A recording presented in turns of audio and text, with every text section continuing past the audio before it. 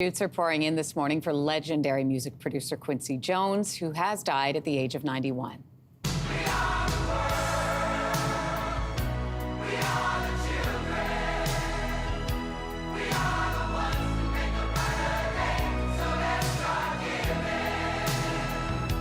Wow. What a moment in history that was, right? Throughout his career, the 28-time Grammy winner worked with everybody. To name a few, Frank Sinatra, Aretha Franklin, Michael Jackson. I mean, he produced some of the biggest hits like this one in music history. Music publicist Eric Alper is joining us this morning. Good morning to you. Hi, Lindsay. All right, so Quincy Jones' autobiography, I mean, it includes, what, 18 pages full of awards he won? What was it about Quincy that made so many artists want to work with him?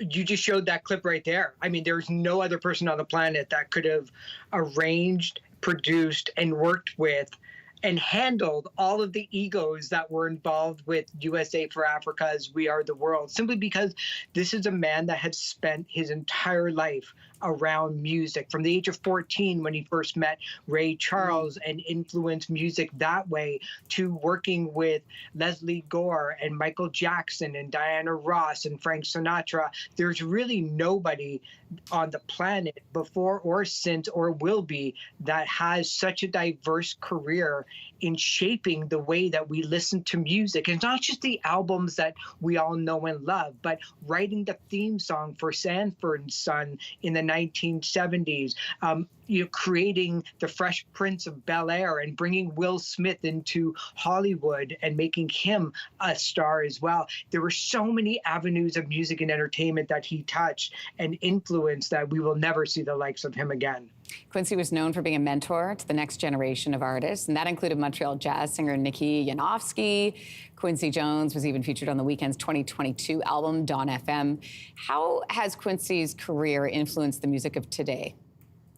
Yeah, you know, when you're talking about the R&B of yesteryear, that's really the pop music of right now, with The Weeknd and people like Ariana Grande and Sabrina Carpenter are really playing a style of R&B music that Quincy Jones actually helped create all those years ago. The fact that Quincy Jones moved effortlessly across genres, from jazz to soul to pop to R&B and film scores, really created a momentum for today's pop music stars to be able to mix genres together. And, you know, that's alone, I mean, his influence is just immeasurable. It really is. How will you remember Quincy Jones?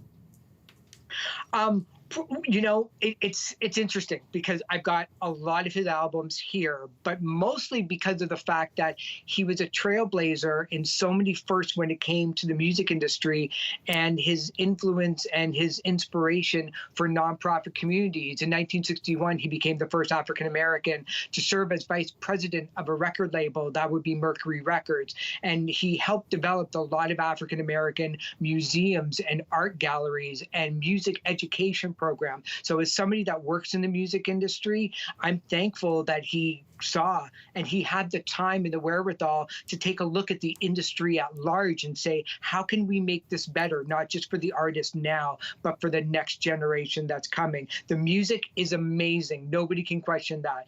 But I think his work and his advocacy work is second to none as well.